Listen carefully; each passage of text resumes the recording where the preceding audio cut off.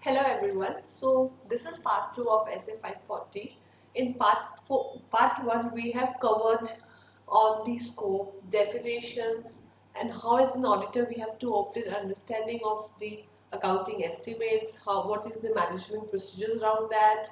Then we have also identified risk of material misstatement. So now I will be taking it forward. So once we have identified risk of material misstatement, we have to identify the nature, extent and timing of our audit procedure. So basically response to the assessed risk of material misstatement.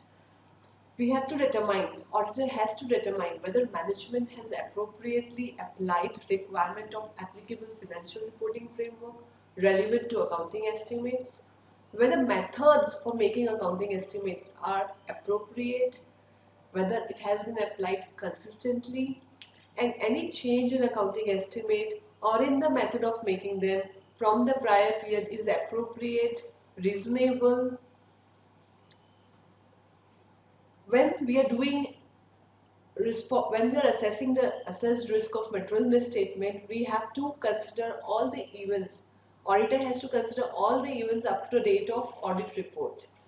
So at times we might have made an estimate, but subsequently certain transactions does help us in understanding whether the estimate made is appropriate, reliable or not.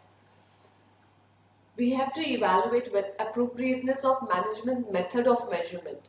So management might use some method which is not consistent with the prior period, which is not consistent with the financial reporting framework. So as an auditor, we have to evaluate whether it is appropriate or not. Evaluate reasonableness of management assumption. What are the assumptions being used? Whether as compared to external factor they hold good or not. Then test the operating effectiveness of control. Whether the control is operating effectively throughout the year or not. Any unusual events or transaction, when the estimate has been made, whether that operates throughout the year or not.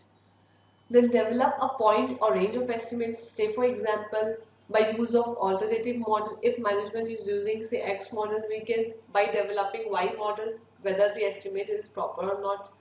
The assumption used by management can be challenged by verifying it by applying alternative assumptions.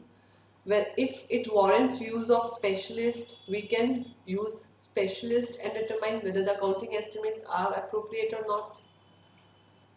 Once the estimates are being identified, we have to see whether it responds, what is the response which we have to do for significant risk. What if whether the disclosures are adequate or not. So evaluation of estimation uncertainty. How management has considered alternative assumption, outcomes and why he has rejected them. Why one method or one model is being used over other. How management has addressed estimation uncertainty in making estimates. Whether significant assumptions used by management are reasonable. Again, management intention to carry out specific course of action and its ability to do so. So estimate might be made, but we have to challenge the intention and the ability of making that estimate. Development of a range with which to evaluate the reasonableness of the accounting estimate. Also, whether as an auditor, we have to obtain sufficient appropriate audit evidence whether the recognition is proper or not. If the management has decided to recognize an accounting estimate or decided not to recognize an accounting estimate, whether that is in accordance with the applicable financial reporting framework. Secondly, whether the selected measurement basis for accounting estimate is proper or not. So we have to see the recognition and the measurement criteria are being met or not. While doing an estimate testing, if there might be a difference between management estimate and auditor's estimate, because all the accounting estimate as an auditor we should perform an independent, we should build an independent expectation of the accounting estimate. And if there might be a difference between accounting estimate made by the management and the auditor's estimate, we have to go and identify what is the reason of the difference. So the reason might be arbitrary change of estimate by management. So we have to challenge that some events or transaction might not have occurred. Any change might not have occurred which warrants a change in the method, but still management has made an arbitrary change. So as an auditor, we have to go and challenge that. Misstatement may be because of some judgment, may be judgmental because of selection of some accounting policies, or projected on account of sampling, or it can be an actual misstatement wherein there is no doubt that there is a misstatement.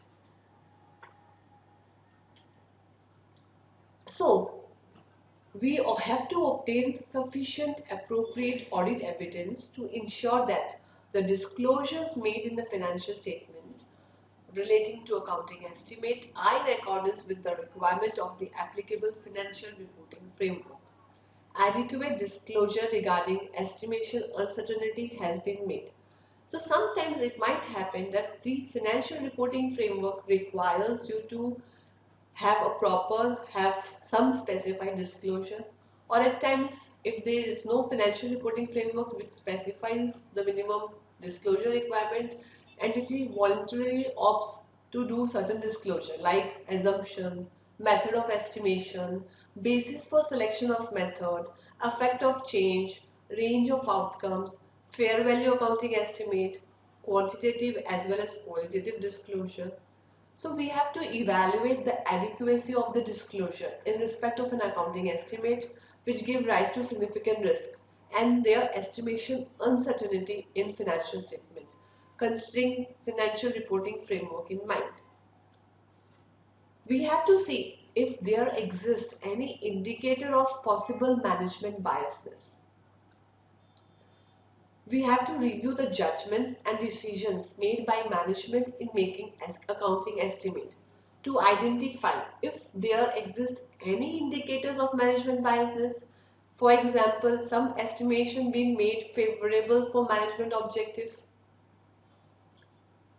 but only if indicator exist that do not themselves constitute misstatement for drawing conclusions. So even if there exist indicators of possible management biasness, whether it actually has tempered accounting estimation or not, whether it has influenced accounting estimation or not, that needs to be evaluated, that needs to be verified. We have to, since accounting estimate is one of the critical area wherein judgment is being involved, wherein significant management judgment is being involved, we have to obtain written representation from the management that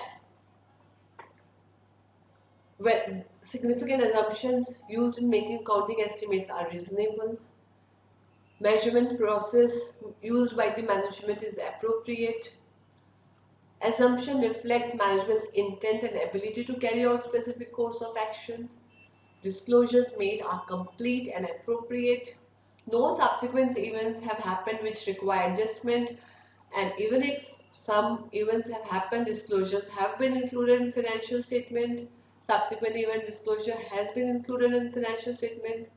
If certain accounting estimates has not been recognized or disclosed, that also needs to be represented by the management. So as an auditor, we have to ensure that when we are doing auditing, when we are doing verification of accounting estimates, since it involves critical judgment, we should document the basis for the auditor's conclusion. What is the basis for the conclusion? Reasonableness of the accounting estimate, that all the assumptions have been verified. On what basis we have relied on the assumptions? Disclosures that give rise to significant risk. If there exists some indicators of management biasness, how the same has been mitigated. Everything needs to be documented, because unless it is documented, it will not evidence, there will be not any evidence of the work being performed. So carrying out the audit procedures and documenting it are equally important. So this was all about accounting estimates. So to summarize, Essay 540 deals with auditing accounting estimates. It specifies the role of the auditor when they are doing audit of accounting estimates. when we're doing audit of accounting estimates, what minimum understanding an auditor should obtain, how to identify risk of material misstatement once an understanding has been obtained, how to identify audit response for the same, what are the representations which we need to obtain from the management, how the same needs to be documented. So this is how we have summarized SA 540.